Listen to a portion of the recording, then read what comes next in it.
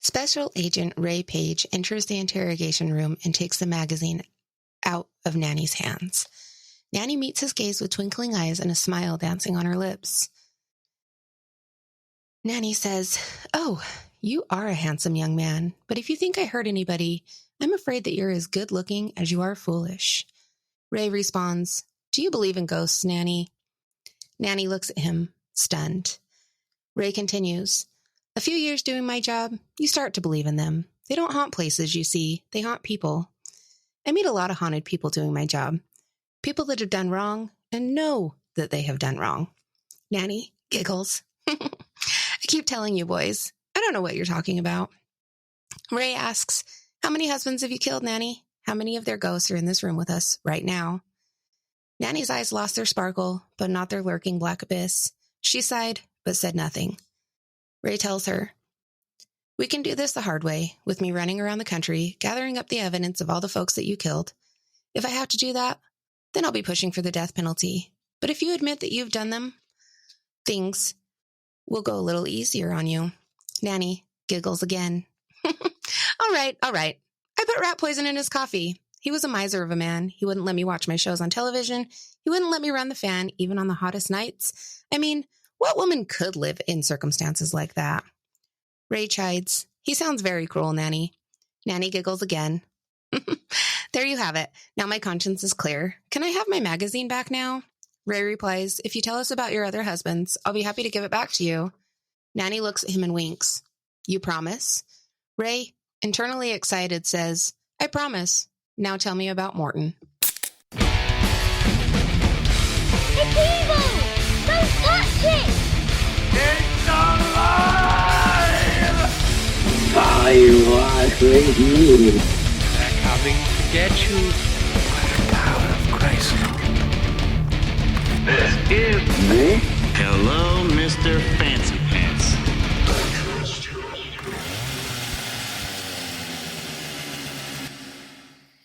Hello, once again, and welcome back to another edition of Hello, Mr. Fancy Pants. I'm Zach, and joining me is Lindy, as usual, and today we're going to talk about Nannie. Nannie is, here's the weird thing for me is, that's what my kids call my wife's mom. So I've got a nanny in my family, so Interesting. I'm just imagining Nannie doing some of these awful things, and it's kind of creepy, a little creepy. Yeah. But, yeah. I would put this particular crazy lady up there with, like, she's not quite as brutal as Belle Gunness, but Oh, yeah, no. Belle Gunness was definitely brutal. Nannie was brutal in her own way. yeah, if you didn't give her what she wanted, you got taken care of. You might not find yourself waking up in the morning. Yeah, she'd make you forget about it. So, For sure. thank you, everybody that continues to like, rate, and review the podcast. If you want to help out the podcast, that's the number one thing you can do is go rate it wherever you're getting your podcasts. All right, Lindy, let's just do this. All right. Let's knock this out. Let's knock this lady out before she takes us out. Absolutely. All right, here we go. Blue Mountain, Alabama is a little town full of miserable people. James Hazel was no exception. He was a prideful man who had inherited a few acres of dirt and some shitty little outbuildings. He had some savings and a few dairy cows, but not enough to get the inherited farm running, and no banks would lend him what he needed to get the job done either. What? Okay. Dirt farmer. I mean, that's like as low as you can go, really, isn't it? I mean, yeah. When you don't even have crops, it's like, well, I got a farm. We got some dirt on it. Mm-hmm. Pretty bad. Yeah, the farm hadn't been very well taken care of prior to him. It had been pretty much mortgaged to the hilt, and he couldn't sell it. He couldn't do anything with it. So He just stuck. Yeah, he was literally just stuck, and he, pride. He really didn't want to just let it go. So, Well, maybe you should have. yeah, yes, life might have been a little different for a few people. Yeah, it could have. Yeah. This same miserable town was home to a young woman named Louisa Holder, who was in a bad way. She was pregnant out of wedlock, and her father was the type of man who had no problem beating his kids. Instead of beating her until the problem cured itself, her father kicked her out of the family. Not just the family home, out of the family. And he wouldn't allow her back until she gave up the name of the man who'd gotten her pregnant. Lou never gave up the name. Instead, she took odd jobs and was always in arrears on rent and other bills, and she was barely able to feed herself. Now, the father supposedly was like an army person, correct? Someone in the army. Mm-hmm. Okay. Yeah. Lou gave birth to a baby girl that she named Nancy on November 4th, 1905. And according to the community, Lou was a ruined woman. That is until about a week after she gave birth to Nancy, when she received a letter of proposal from a local farmer. Lou accepted, she wed James Hazel, and settled into her new life before the year was over. Wow. Yeah, pretty fast marriage there. I think it was he wasn't a real looker either, right? Like, oh no. Okay, so it was basically like, look, I'll take you if you'll take me, and we'll make the best of a bad situation here. It was one of those deals. Basically. Yeah. Mm-hmm. He needed people to work on the farm, and she needed to not be ruined. I'm done the math here, and I think we need approximately 5.7 children to be our manual slave labor in order to make money on this piece of property. Yeah, basically. I mean, it's about the only thing James was good at calculating. Yeah. So James was not an affectionate man, and as soon as he and Lou were married, he put her to work. If something wasn't done to his liking, he would lash out at her verbally, and then he would grab his cattle cane and beat her. Holy Nikes. Yeah. Nancy, who was known even then as Nannie, was mostly ignored. She was just an obstacle to be navigated while the adults were working to get the farm back on its feet. Until she's old enough to work, right? Yeah. From just about the time she could walk, Nannie was started to be handed tasks. If she could not complete those tasks in a timely manner, she was given the same punishment as her mother. Oh, wow. Yeah. James and Lou timed their pregnancies so that Lou wouldn't be away during the harvests. And Lou gave birth to 1 boy and 3 more girls. So I was pretty dead on there with the we need this many. Yeah. Yep. 5 in total. Jesus. Nannie cared for her siblings like a mother should and still had farm chores to take care of. So she's sister. Yeah. Being mother. Up in the morning, out in the garden. Pick your up and don't get a harden. Homegrown tomatoes. Nannie was only allowed to attend school in the winter months, and that left her behind academically. She was bullied in school for being poor and introverted, but she did end up, as her siblings got older, she was able to start attending school more often, and she fought really hard to be able to read and write. Yeah. So reading was her favorite subject, which was not surprising since it allowed her to slip away from her real life, if only momentarily. Everybody needs an escape. Yep.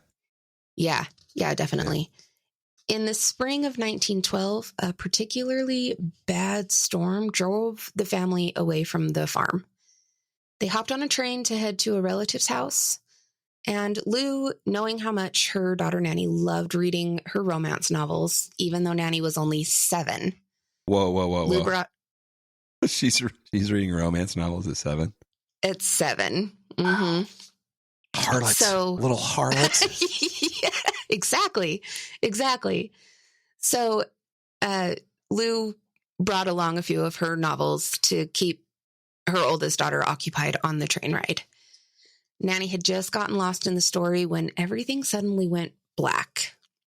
The young girl awoke at her uncle's house and flew into hysterics from her pain, the pain in her head, and the confusion of how she'd gotten there. So her mother came into the room, finally hearing that Nannie had woken up, and she placed a cold compress to Nannie's head, which almost caused Nannie to pass back out because of the pain from the pressure. When Nannie finally calmed down, her mother was able to explain to her that the storm had caused a tree to come down on the tracks, which caused the driver to slam on the brakes. Nannie had been seated directly behind a metal bar, and when the brakes were slammed, Nannie was thrown from her seat directly into the bar. So this kid got severely concussed. What do we know about people that have concussions? It fucks their brain up. It fucks their brain up, yes. So at 7, she was knocked unconscious and she was left with permanent brain damage. For the rest of her life, she suffered from migraines, depression, blackout, dark moods, and rage. So this wasn't like the good kind of like Roseanne Barr concussion where you wake up and you can't remember math anymore, but damn, you're funny. Yeah, nope. So, no. Nope. Damn, she was pissed. just an angry beaver. Got it. Yes. James, being father of the year, would not allow Lou to spend the funds or take the hands away to take Nannie to the hospital. And as soon as they got home, he put Nannie right back to work.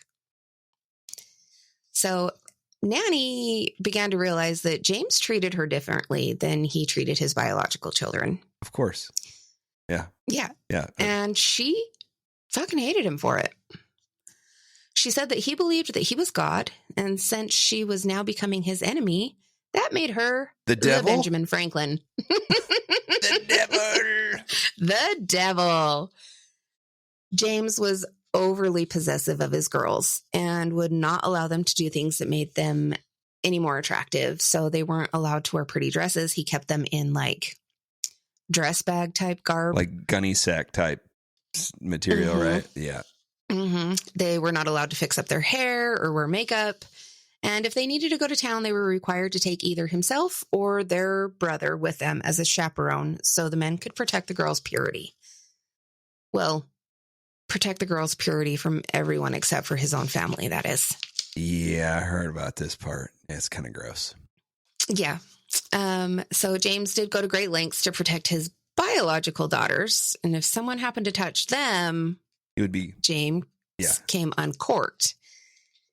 There were, he obviously was a quite violent man, so he would do whatever means necessary to keep his family members away from his biological daughters. But if he caught a relative trying something with Nannie, it was her fault, right?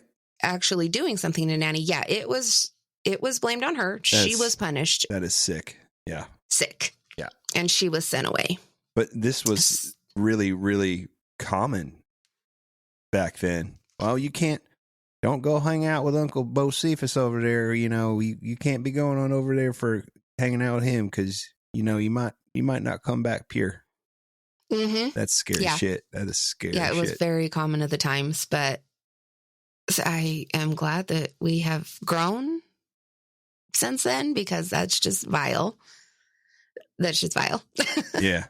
Right there's your uncle, grandpa, brother, / daddy boy, bro Jingles over there. Yeah. One of them we can't figure out, but you look like him. Ugh. Yeah, right? Scary shit. So at only 15, Nannie was already desperate to find a romance that would take her away from her hell. So she's been reading the romance novels a lot then. Oh, yeah. Oh, yeah. And she figured that was going to be her only way out. But, they lived in a desolate area of their state, and there weren't really any men around. When any suitors to her liking. Yeah. Yeah. So to try and get someone to her, she started to answer the Lonely Hearts ads. She would snatch them from her father's newspaper when he was done. Gotcha. She never received a response. that she knew of. They don't know if maybe letters were intercepted, but she doesn't believe that she had received any responses.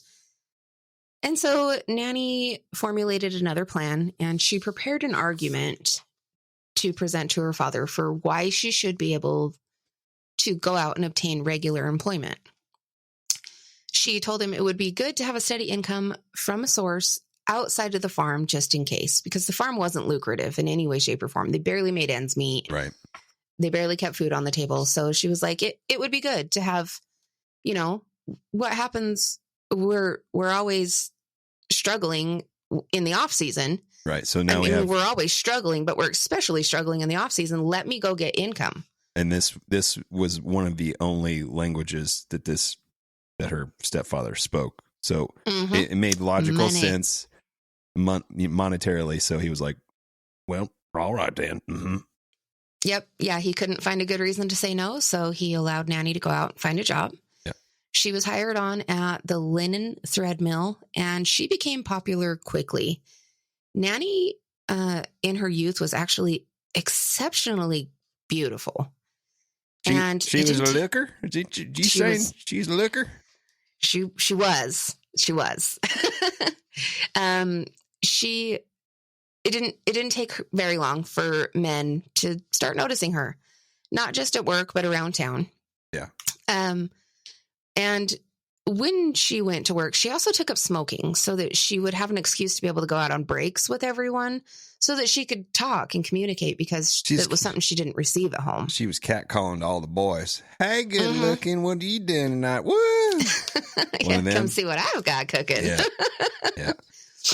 She met Charlie Braggs, who became smitten with her, to say the least. And Charlie showed up at her house and was able to win over her parents. Nannie married Charlie 4 months later. Wow. Feeling as though she hadn't really had a choice, but rather it's a way had out. been bid on. Yeah. And since he was the only bidder, he won. Yeah. Their wedding night was, let's just say, it wasn't what Nannie had envisioned. It wasn't like one of her romance novels. Oh, no. And when she went downstairs in the morning, she was given quite the shock. There was an older woman seated at her new kitchen table. And the woman demanded that Nannie be a good wife and get breakfast prepared. Whoa. This was Nannie's introduction to her mother-in-law. Charlie's mom, yeah. Charlie's mom, And it sounds like Charlie's mom was just like, you know what? I did my time. I raised my kids. Now you can feed me too. Huh. I like that. Mm. Yep. So Charlie came down and he ignored Nannie completely. He walked straight over to the old woman and placed a loving kiss on her forehead. When Nannie was finally able to get Charlie alone, she asked when Mother Braggs would be going home. Charlie looked at his new wife, smiled, and informed her that his mother was home. You can check out anytime you like, but you can never leave. Yeah. Yes. So turns out Charlie was a mama's boy through and through. Oh, wow. Mother Braggs was extremely critical of Nannie when Charlie was around, and she was an absolute tyrant when he wasn't. She made Nannie's life hell, to say the very least. Probably loved every minute of it. Yep. Oh, I'm sure. Yeah. I'm sure. The old woman wouldn't let Nannie keep her novels around because reading romance novels was akin to infidelity. Oh, she thought it was like cheating. Okay. Mm-hmm. I get that. So, yeah. I get it. Nannie would try and find hiding places for her books, but the old woman somehow managed to find them always and throw them out. And when Nannie's family actually was able to break away from the farm to come visit, they were not permitted to stay past supper. Whoa. Yeah. That's kind of jacked up. Yeah, extremely. The only time that Nannie was able to get away from Mother Braggs was when she would slip off for a smoke break. And so the old woman hated the smell of cigarettes, and she steered clear of Nannie while she was smoking. So Nannie started smoking about 2 packs of cigarettes a day. Whoa. Yeah. Good thing they're good Nannie for you. Yeah. Yeah. Well, back then. Back then, yeah. She also took up drinking as a means of escape, but the alcohol mixed with her head trauma just sent her into depression bouts. Yeah. So she felt like this isn't really for me at this point. There was one thing that kept Charlie on Nanny's side, and that was sex. At first, she allowed him to have it whenever he wanted, but the longer that she was treated poorly, the more his touch started to repulse her. And she began to make sure that every time they had sex, it would wind up in a pregnancy. Okay, so she started planning it out. Like, okay. Mm-hmm. Yeah. So they had 4 daughters between 1923 and 1927. Oh, my God. So Nannie was consistently pregnant for 4 years. With Nannie being pregnant on a semi-constant basis, James started to step out. Oh, sorry, not James, Charlie. Yeah. Charlie started to step out. You're on a different husband already. Come on. I was on her father, which was terrible. Nannie was aware of his infidelities, and so when she got the chance, she would leave the kids with relatives, and she would go to the gin mills, get sauced, and sleep around. What? Charlie. What? Oh, yeah. What? Shocker. Oh, you're going to leave me lonely? Don't worry. I'll find my own. Yeah. Yeah. Charlie started to take off for days at a time, and Nannie was drowning in depression, loneliness, and kids. Melvina was her firstborn and also her favorite child, and Nannie started to long for the days when Melvina had been the only child. One day, Charlie came home from one of his 3-day disappearances to what seemed like the whole town in his home. As he made his way through the house, everyone was offering him condolences. He thought maybe his mother had passed away. But when he got to the living room, she was sitting next to Nannie, who was holding the baby Florence, and was running her fingers through Melvina's hair. Charlie looked around for their other 2 girls, and when he couldn't find them, he asked, "Where are the girls?" James grabbed Charlie by the elbow and yanked him into the other room. Had Charlie been home and not out on an unexplained disappearance, he would have known that the whole town was there because something had been wrong with the grains used to make the breakfast porridge, and the girls had died of food poisoning. Oh. Nannie and Mother Braggs rarely ate breakfast. Melvina wasn't very hungry that morning and had only eaten some toast, and the baby was still breastfeeding. It's a good cover. It's a really good cover. Yeah. Yeah. So shortly after the girl's funeral, Charlie started to sense that Nannie's grief was all for show and attention. He couldn't shake the feeling that Nannie had done something to kill their girls. He said he looked in her eyes and he just saw nothing. Just like she had dead eyes. Like she was just, she was not there anymore. He had checked out. He packed his bags and he grabbed Melvina and he fled. He would have grabbed baby Florence as well, but Nannie was in the process of nursing her when he took off. And he knew if he didn't get out of there right that moment, he's a dead man. He was going to die, and possibly so would his last remaining daughters. Yeah. Mother Braggs was beyond shocked by her son's actions, and in her ailing condition, she couldn't care for the home alone. So Nannie and Florence continued to live with her, and Nannie took work in a cotton mill. She cared for the little family, and she kept the bills paid. Mother Braggs' health continued to decline, and she started to have constant stomach pain. Dum, dum, dum. Right? Nannie was a fantastic cook, and she would make her foods that the old woman could easily chew and digest. Would you like and that included Nannie's famous stewed prunes. Prunes are good. Mother Braggs loved Nannie's stewed prunes. Mother Braggs passed away in the summer of 1927, and the whole town turned up again to offer condolences and praises to Nannie for taking such good care of the woman, even though she had been so cruel to her and that her son had abandoned his family.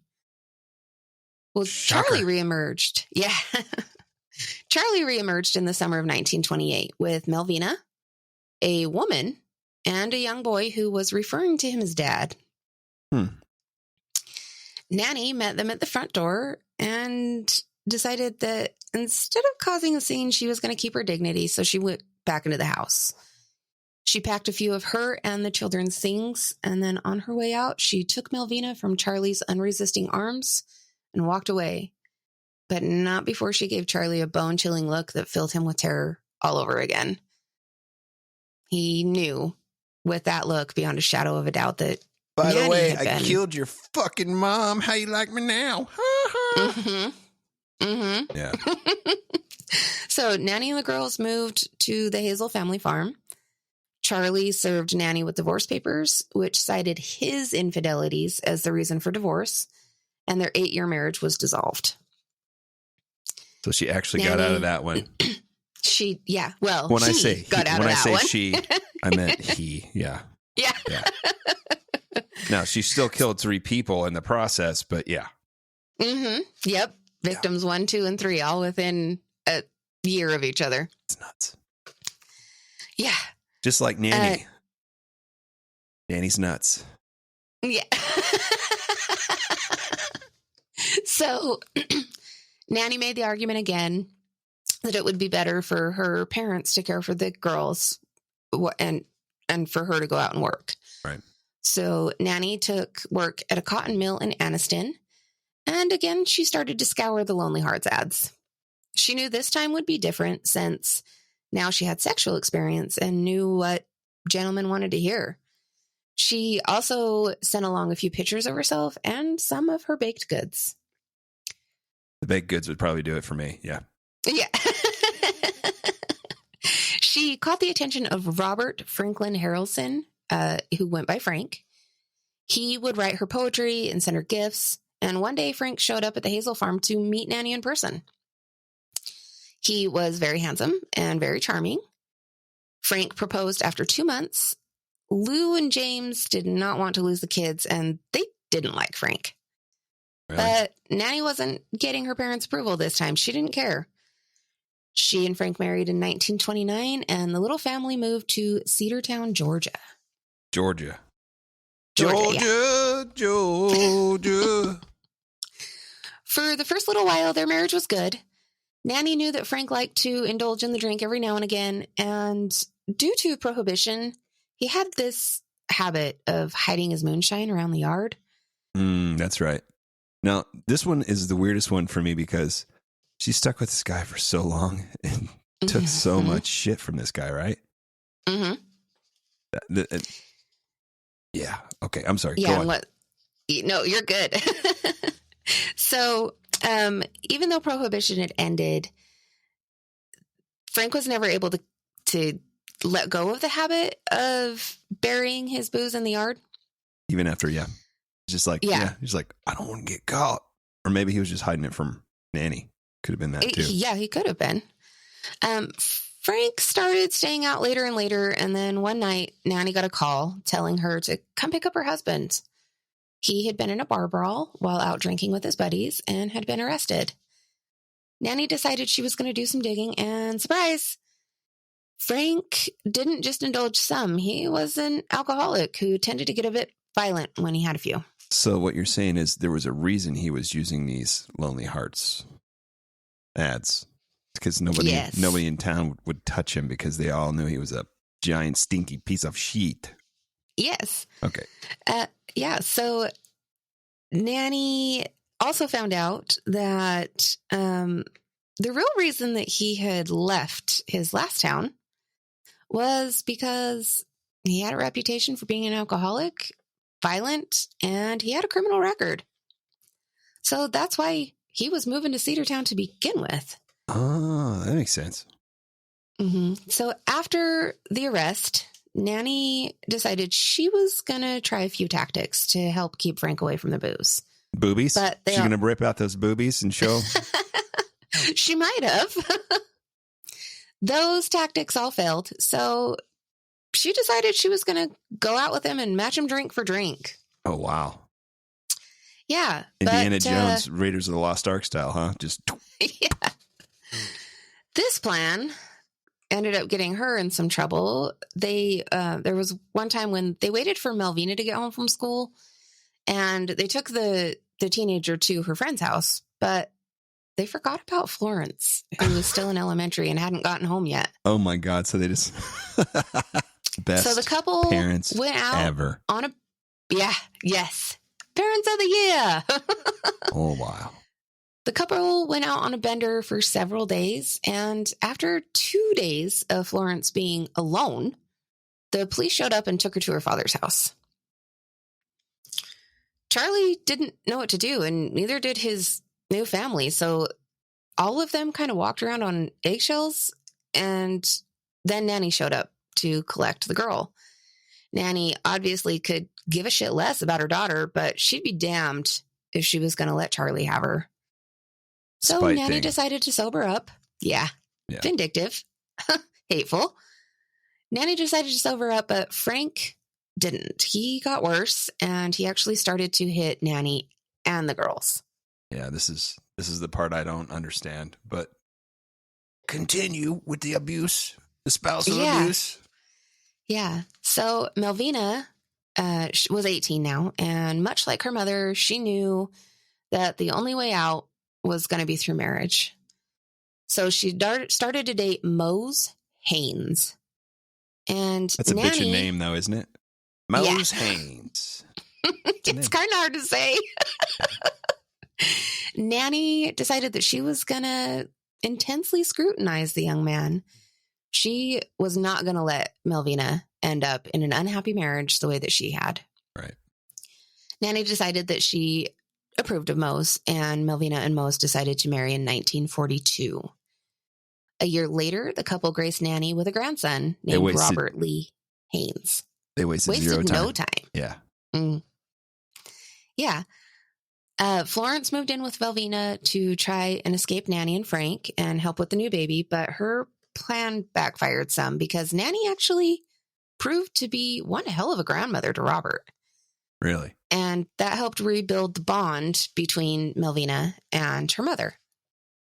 So she started to spend a ton of her time at Melvina's house. Don't you change the baby like that. Give me that baby. I'll show you how to do it. Yeah. So Nannie began to panic in 1944 when Melvina and Mose announced that they would be having another baby. And she flipped it because she was like, "Hey, I've done this. This is not what you want to do." Right? Mm-hmm. Yeah. So she saw Melvina's life turning into her own, and she didn't want that for her daughter. Melvina went into labor in 1945 and called for her mother. So after this was an extremely difficult pregnancy, difficult delivery, where Robert had not been. He was super easy baby. She had him really fast. This one was very, very different. Yeah. So after several agonizing hours of contractions and a close call to her own life from being administered too much ether, Melvina finally delivered a healthy little girl. She was groggy from the ether and too exhausted to hold the baby, so doctors turned and handed the little girl to her grandmother. As Melvina drifted off, she could have sworn she saw her mother push a hat pin into her newborn's soft spot. When Melvina finally awoke, she learned that the baby ended up not making it. What kind of sick fuck can kill a baby like that? Yeah. Wow. Melvina confided in her sister Florence, and she told her what she thought she had witnessed as she dozed off in her groggy state. Well, Florence told Melvina that when their mother had come out to tell her and Mose that the baby had actually passed away, she was making a hat pin dance in her fingers. Ooh. Dun, dun, dun. Sick fucking bitch. Yes, very. Yeah. So Melvina, she couldn't believe that her mother would murder her child, especially not with the way that she treated Robert. It's not her first rodeo, though. Yeah, exactly. So due to the loss of the baby, Melvina and Mose, their marriage began to crumble, and Melvina started to call on her mom every weekend to look after 2-year-old Robert. She was telling her mother that she was going to travel back to Blue Mountain to visit with her dad because there wasn't much going on there, and she really felt like she could clear her head. Yeah. Well, it didn't take long for rumors to spread back to Nannie of what Melvina was actually doing. She had started to drink and had taken on a new lover. So she's following in her mom's footsteps, basically. Oh, yeah. Step for step. Yeah. Step for step. So one weekend, Melvina came to drop Robert off, and Nannie decided she was going to confront Melvina about the rumors. And they got into a huge argument.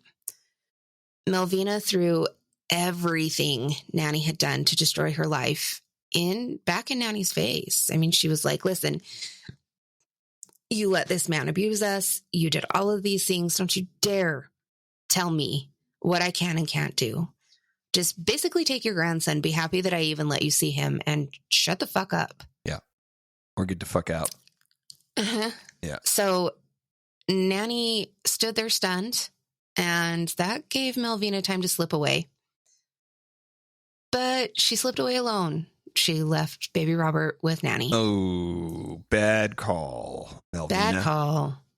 The next day, with her mind still preoccupied with the argument and running on no sleep, Nannie cared for her grandson, and she even made him cookies. Yes, and encouraged him to eat more and more. Yes. And more. Yes. Robert started to become pretty sluggish throughout the day, and he went to bed early. Unfortunately, he did not wake up. Yeah. Melvina was nowhere to be found, and she did not find out until Sunday when she came back to her mother's house to pick up her son that he had passed away. The responding doctor... So we're up to 4 dead kids now. We're up to 4 dead kids. 4 dead fucking kids. These are all related to her, by the way. Yes. This bitch is fucked up. Yes. Yes. The doctor who responded to Nannie's call listed baby Robert's cause of death as cot death, which I'm pretty sure is what we refer to as SIDS today. SIDS today, yeah. Mm-hmm. Yeah. Frank and both daughters were not sure that they agreed with the doctor's diagnosis. Yeah, I'm pretty sure they're all like, oh shit, we're next. Yeah. Yeah. So Melvina and Florence both wrote their mother off. Like, they're like, no, we're done. Yeah. And Frank started getting into a lot of fights in the bars because it's wartime and factory workers had been banned from being sent to the war as they were needed stateside. Now, Frank was kind of a pussy, though. He didn't want to go. He didn't. Exactly. He didn't volunteer before the ban was placed. Yeah. Yeah. So that really pissed off other men who from the very get of the war weren't allowed to volunteer, and they had wanted to. Yeah.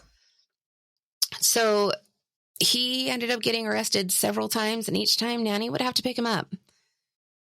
And then the day came when it was announced that the war was finally over, and the factories closed up early for everybody to be able to go celebrate.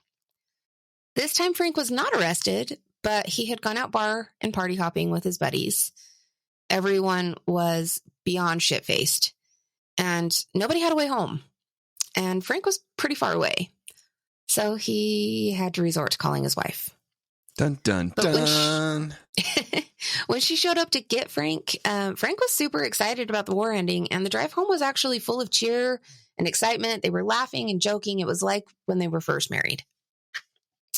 And that got Frank a little excited. And when they got home, he wanted sex. Nannie had no interest, but she allowed him to kiss her. But when he started trying to take it too far, she tried to push him away. You shut it down. Frank wasn't going to accept that. Yeah. So he actually attacked her. He pushed her against the wall and twisted her arm behind her back, and to the point that she thought it was going to snap, and she couldn't anymore. So she gave in. Frank raped her not once, but twice that night. This story just gets cheerier and cheerier, Lindy. Jesus I know. Christ. Every time, I swear to God. I'm trying to think about funny things, little anecdotes I can add here. And let's face it, there's just not a lot of funny things about this. There's not unless you want to do a sugar ad for sweet and stewed prunes. Sweet and stewed prunes. Maybe I'll get Matt to do that.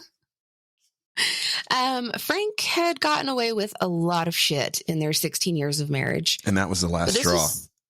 This was too far. Yeah. And Nannie, she wasn't really sure of what to do. No, she knew exactly what she was going to do. It was how she was going to do it. Yeah.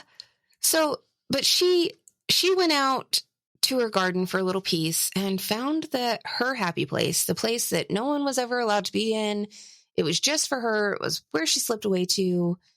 It was her garden. She saw that under her rose bush had been disturbed, and that sent Nannie into hysterics. She dug down to see what was so damned important that her husband disturbed her place of peace. She found a bottle of his moonshine. Uh-oh. So she decided to destroy his happy place, and she poured a half inch of the moonshine out and replaced it with rat poison.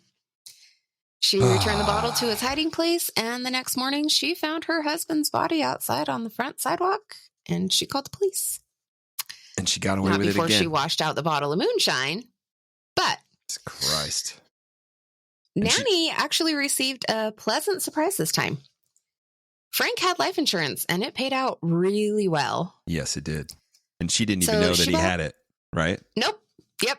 No idea. And then a light bulb goes off. Somehow he had kept his job and everything else through all of his drunken shit, and they kept paying for his life insurance. So Nannie bought 10 acres of land, and she built herself a little cottage that was more like a library than a house. Full of romance novels.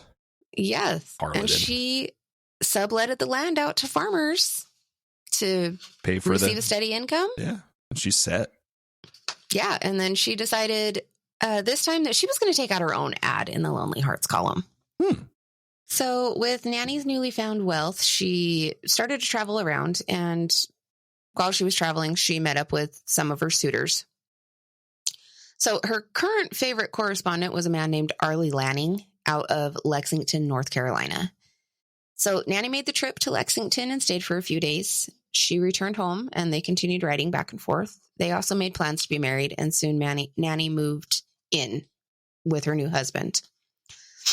It only took a month for Arlie to mess up. He was also an alcoholic and a womanizer. So we're just continuing the pattern here. Yep. Yeah. So he got a little too tipsy and fell asleep at the house of one of the women he was sleeping with. And even though he got home just 2 hours late, he found a note next to his cold dinner that read, "Took a trip, be back soon." When Nannie returned, Arlie made a promise to stop drinking, and he kept it for a short time. He slipped up again and again found a note next to a cold dinner. This time, Nannie left for about a month. Oh, wow. Yeah, this pattern just kept on for a few years. And then a flu virus spread through Lexington. And Arlie's buddies were just dying off left and right. He had nobody to go out drinking with. And so this time he actually stayed home and was true to his word. Because, yeah, he there's nowhere for him to escape to. Yeah. So he was home consistently for 3 months and sober. And Nannie wasn't used to that. She wasn't used to being able to take off. So she slipped into a dark mood. And for the first time, Arlie saw his normally perfectly coiffed homemaker wife get lazy with herself and the home. When she finally pulled out of the depression, she apologized and made Arlie his favorite pie, which sounds awful to me, but it was sweetened stewed prunes with apples. So a lot of sweet stuff, right? A lot of sweet stuff. Yeah. And antifreeze is kind of sweet too, from what I hear. And what else is kind of sweet? It's cyanide. It tastes like almonds, right? That's what I hear. Yeah. Yeah. So the next morning, Arlie didn't wake up. Well, actually he did, but he was unable to get out of bed. Shocker. And yeah, Nannie called the doctor, but the doctor was swamped from all of the flu cases. And by the time called the doctor, and the doctor said, sorry, I'm not going to make it before your husband dies in his bed. Oh, wow. So Not by the going to time the make doctor, it for your husband dies in his bed. That doesn't quite rhyme, but it's close. we tried. By the time the doctor did make it, Arlie had passed, and the doctor listed his cause of death as the flu. Yeah. So Arlie had not changed his will when he and Nannie got married, and so their home was awarded to his sister. What? Yeah, and Nannie secretly pissed. Not secretly pissed. She's just keeping it quiet. Yeah. Yeah. She said she finds a clause, right? In the She insurance? does. Yeah. She does. So she decided she was going to ship most of her things back home to her little cottage in Alabama. And she was going to stay in Lexington and go live with Arlie's mom to help everyone get through their grief. What a sweet lady. What a sweet lady. Right? Just after Nannie's stuff was taken and shipped back, the house caught fire. And it was house is on fire. It was before Arlie's sister had actually taken possession of it. And since Nannie was the holder of the insurance policy, she got paid out for the loss. Oh. So she found the loophole and she got paid. So people all over town were claiming that the fire was arson and that Nannie had started it. Nannie heard the rumors, but Arlie's mother had fallen ill. Shocker. Dun, dun, dun. And Nannie was too busy caring for her to care about what people were saying. So the old woman was now bedridden and had very little strength. It was difficult for her to eat or digest anything. Nannie, being the loving, caring daughter-in-law that she was sticking around and making her food that she could easily chew and digest. And that, again, included her famous sweet and stewed prunes. Sweet and stewed prunes. Yuck. It should come as no surprise at this point that Arlie's mother passed away. And this is like, we're talking like what? Like within a month or a couple weeks? Yeah. Within a few weeks. Yeah. The town She's was just racking them up. Apologetic. Yeah. Oh, yeah. Just ticking them off her list. The town was so apologetic. Nannie had lost so much in such a short time. They also took note that Arlie's mother's house was willed to her daughter. And nothing happened to this house. Right. So the suspicion on Nannie for arson just went away.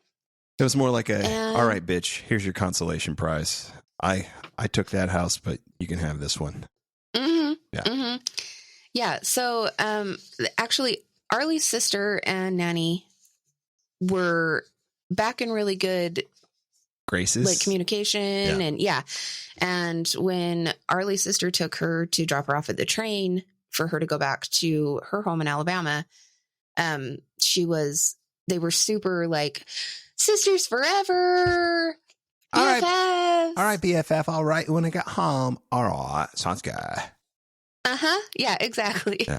So Nannie left North Carolina and went back to her little cottage in Alabama. But as soon as she returned home, she received a letter informing her that her younger sister, Debbie, was extremely ill and was not expected to live. Shit. So she's just like, well, let's see. 1, 2, 3, 4, 5. We're up to 7. We're up to 7. Is that right? 6 or 7. Debbie is 1, 2. She's like, fuck it. Just knock another one off the list. 70. Yeah. Debbie is actually 8. That's what I meant. 7 before this. Yeah. Yeah. Oh, yeah. Yeah. So Nannie knew she needed to do the sisterly thing, and she immediately packed her bags and headed to southern Alabama. Jesus. She knew that Debbie would not be getting better, and so Nannie tended to her house. She cleaned it. She got it back in order, and she started cooking for her sister. Yeah. Making sure to feed her sister her prunes to help with her troubled bowel. Oh, what a sweet, sweet lady. Yes. Debbie passed away, and Nannie made her funeral arrangements. She sent word out to her family, and her mother and father didn't bother to attend the funeral. Mm. So Nannie pressed her family for the reason and found out that James had actually passed away. Oh, really? Yeah. So this made Nannie super emotional, super conflicted. She returned to her cottage to deal with it and storm and work herself out because she had hated her father. But the reason that she was upset was because she had honestly hoped to be the cause of his death. It's like, damn it, I missed that one. Mm-hmm. That's the one I can't scratch off my list. God. Yeah. So she cleared her head and she went to see her mother for the first time since she had left with Frank all those years ago. And does she kill her? In other news, Lou again was in a bad way. She was about to lose the farm to the bank. None of her children were willing to take her in. And she was not able to care for herself really in her advanced age. Nannie realized that it was going to fall to her to take care of her mother. And she took care of her, all right. Yeah. So Lou's body was older than her years from a life of hard labor and abuse. So when she became ill and bedridden, nobody really thought it to be odd. Yeah. Soon after Nannie's arrival, Lou passed away. It was like, what, 3 months, right? Yeah. Yeah. Yeah, it was pretty quick. So Nannie made her way back to her cottage again, and she realized this time that she was becoming a bit old and a bit round in figure from all of her extravagant eating habits. Too many prunes. So instead of using the Lonely Hearts ads this time, she decided she was going to join what's known as the Diamond Circle Club. And that's just for more mature men. okay. And pretty soon she received a letter from Richard Morton. And she arranged to travel to Kansas to meet him. For reasons unknown to me, Nannie fell in love with the Kansas City scenery. What? She loved the train ride there. She had never been able to see a sprawling landscape before because she'd always been surrounded by like forests. Yeah. So, I mean, I don't get it. I've made that drive. Kansas is boring. Kansas City is okay. I'm assuming, for the cityscape, but it's just like, hey, look, there's a field and hills and more fields and just fields. It's like driving through the middle of Illinois. It's just like, hey, look, there's another cornfield. Oh, wait, bean field. There you go. Yeah. For some reason, she loved it. But she also fell in love with Richard, like, instantly. When she got off the train. Oh, he's the one. This is the one? He's the one. Yeah, Richard. Oh, man. He had movie star good looks. He had money, and he was quite fit for his age. Okay. I think he was so like what you're saying is he had a huge whanger. He had a huge wanger. Uh-huh. So they had a strong connection and were married within a month. Wow. Yeah, so she's fast. This marriage was incredible. She felt like a princess. Richard lavished her with expensive gifts, kisses, and his time. But then she noticed that his trips to town were starting to take longer and longer. Ah. He liked a bit of that adultery, did he?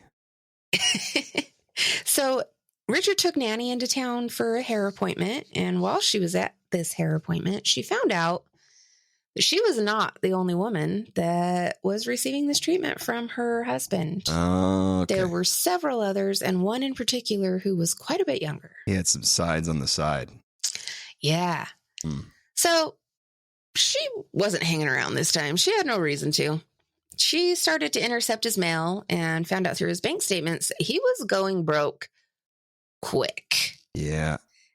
And she wasn't going to allow him to pull her into financial ruin. So one day Richard brought home another lavish gift, and to thank him, she baked him an apple pie. He savored every bite. Well, at least he They went to switched to bed. apples this time. No prunes. Yeah. I wonder if Richard maybe didn't like prunes. Could be. So they went to bed and Richard simply never woke up. Police cited a heart attack due to his age as his cause of death. Nannie, knowing that Richard had been adultering, she had continued her correspondence with a few of her suitors from the Diamond Club. And she agreed to meet Samuel Doss in Oklahoma. Samuel was a long shot for her, but I mean, he was nothing, absolutely nothing like her other suitors. He didn't try to charm her. He wasn't gifting. He wasn't anything. And she thought, well, hell, maybe I'll give that a shot. This is the minister guy, right? Yeah, he was an honest man, a bit simple, hardworking, no nonsense. He was a highway inspector during the week and a preacher on Sundays. All right. 1 month after burying Richard, she married Samuel. Yeah. It didn't take her long to realize that Samuel was basically her father. I'm not sure if we mentioned this before or not, but like between her killing her mom, that was January of 1953, right? And her killing the last husband, that was in May, the same year. It's quick. She's killing people in quick succession. Yeah, she's getting. All right, okay. Continue with the killing. Go on. So, it didn't take Nannie very long to realize that, Samuel was her dad. He just didn't beat her. Yeah. So she wasn't able to handle Samuel's dictatorship, and she fled back home to her cottage, which I'm sure is where he wished he wouldn't have talked her to coming back from. Yeah. When she got there, a letter from Samuel had already arrived. He explained why she should come back to him. He didn't offer an apology, but he did offer to give her equal access to the bank accounts so she wouldn't have to ask him for money for household needs.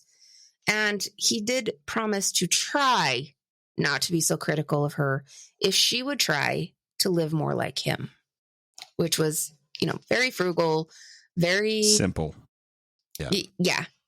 He wouldn't allow things like he didn't have they didn't have a television. He wouldn't allow the fan to be on. And, even when it was super hot, he didn't do logs for the fire if it was cold. He did not like those romance novels either. Yeah, no, he hated the romance novels. He did not want those in the house. Yeah. So Nannie did give it some thought, and she decided to give him one more chance. And when she returned, she did bring some of her beloved books with her. She cleared a spot on Samuel's shelf and put her books there. Samuel lost his fucking shit. They got into an enormous fight, and he told her he would not allow such garbage to be in his home, and he threw her books out. And that was it. That pretty much sealed his fate. Mm-hmm. Yeah.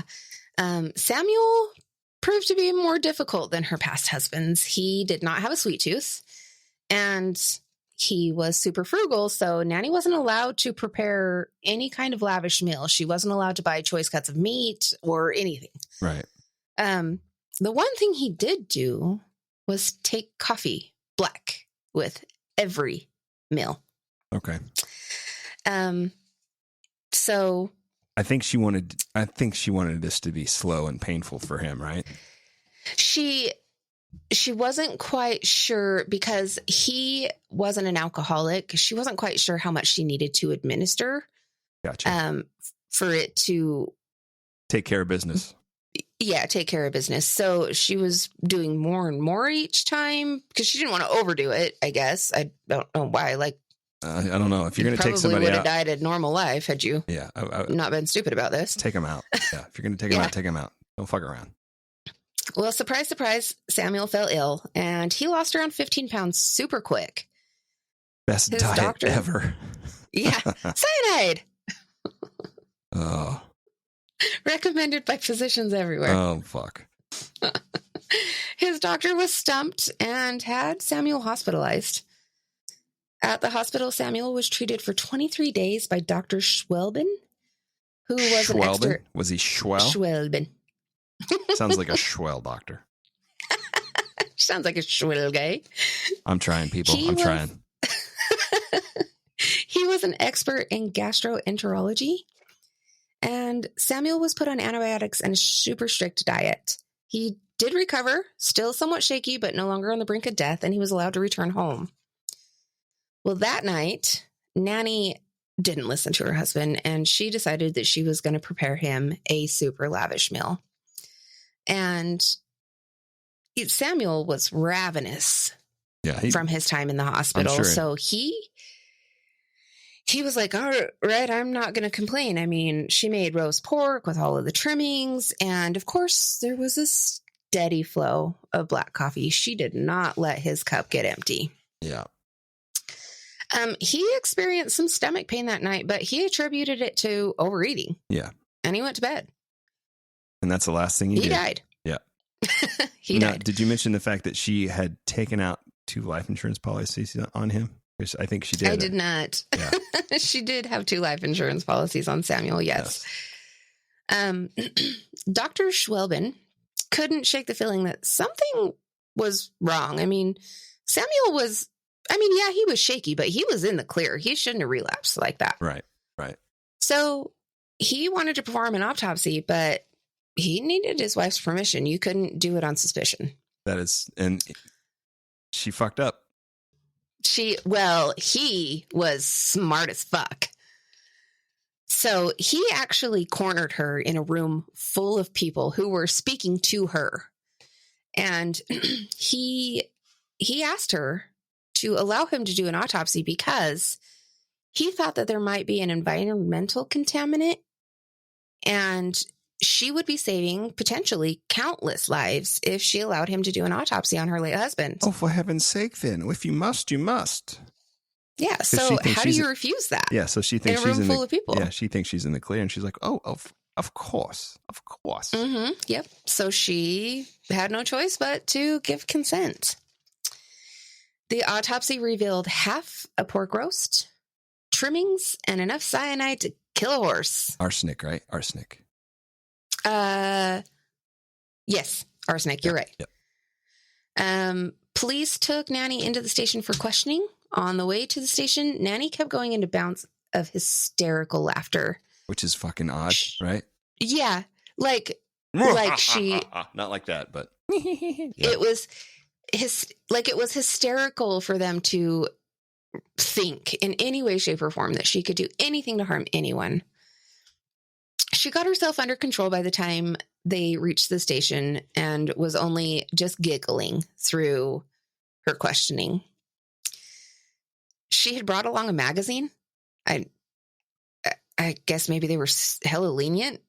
I don't know, from home. And she was thumbing through it the whole time that she was being questioned, just disinterested in anything. Right.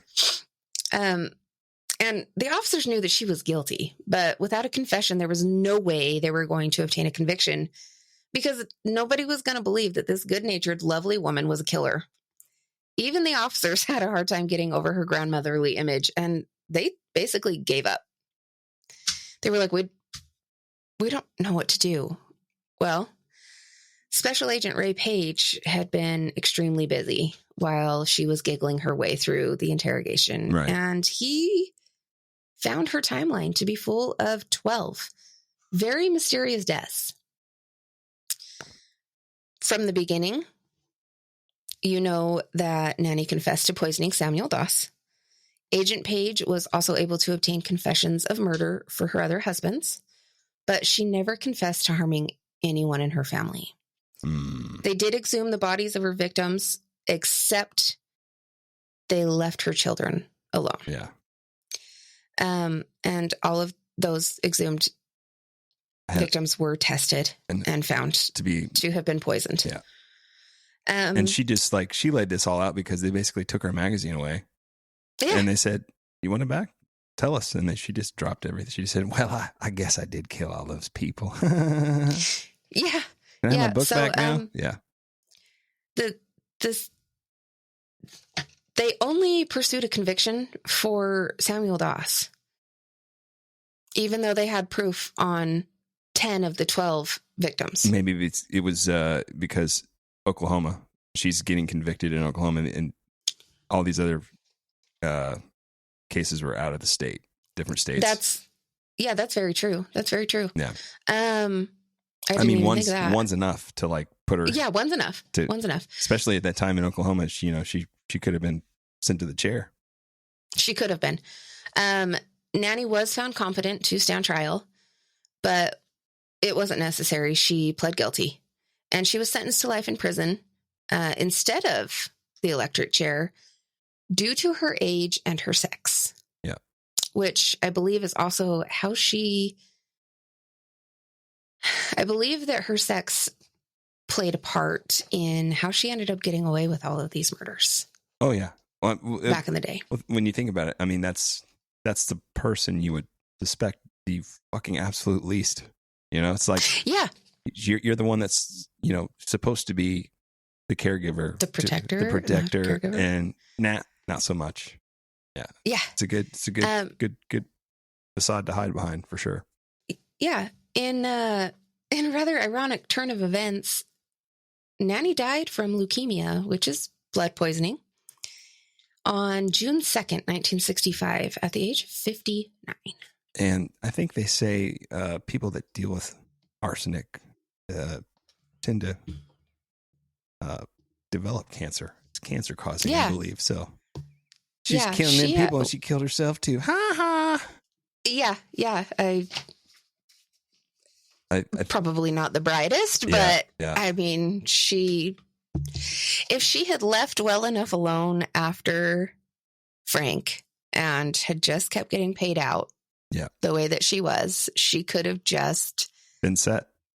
Yeah, she could have lived a nice little life, reading her little romance books, and and still been extremely lavish towards herself. It's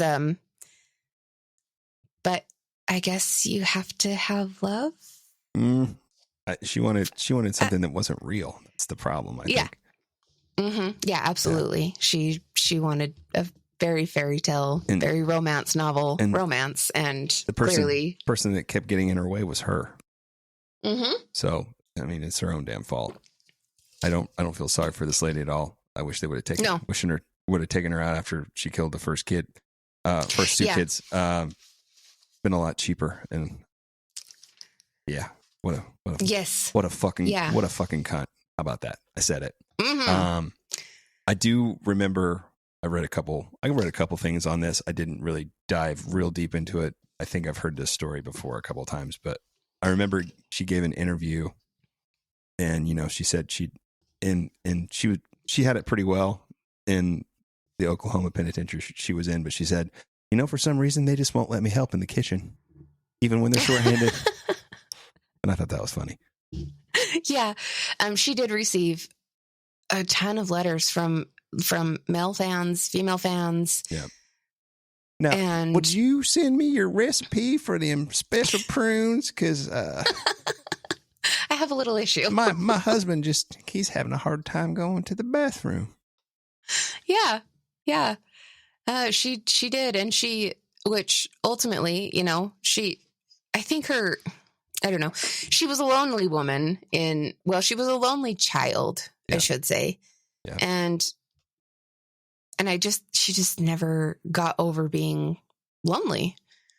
I mean, she was lonely in quite a few of her marriages also. Yeah. But a lot of that was self-inflicted, though. I mean, like we said earlier, she didn't know better. She didn't know what a good relationship was with a man, because the only example she had was her dipshit stepdad. So, what a piece of shit. Yeah. Don't beat your kids. Don't allow your family to have their way with them. Yeah, and, please don't. If you decide to take on a stepchild, they're still your child. You're still supposed to protect them. Yeah. Everyone's created equal. Ladies and gentlemen. All right. Well, we got that bitch knocked out. Boom. One more piece of shit off the list, Lindy. One more. One more down and 100 million to go. We're never going to run out of Yeah. material for this podcast, unfortunately. Oh, no, they just keep adding themselves every Yeah. day. Well, So. you got anything else? No, that's everything I have on Miss Nannie Doss. Nice job. Well done. Thank you. You guys, thanks for hanging out once again. Please continue to like, rate, and review the podcast. If you need to hit us up, you can do so on the website, hmfppod.com. Sorry. And don't forget about the live streams every Saturday evening at 7 p.m. Central Standard Time on YouTube Live and Facebook Live. Once again, you can find us there at hmfppod. And that's all I got. So until next time, I'm Zach. I'm Lindy. And we will see you next Tuesday. Later.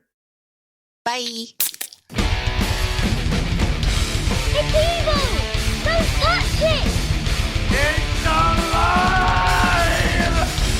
I was with you. They're coming to get you. Power of Christ. Hello, Mr. Fancy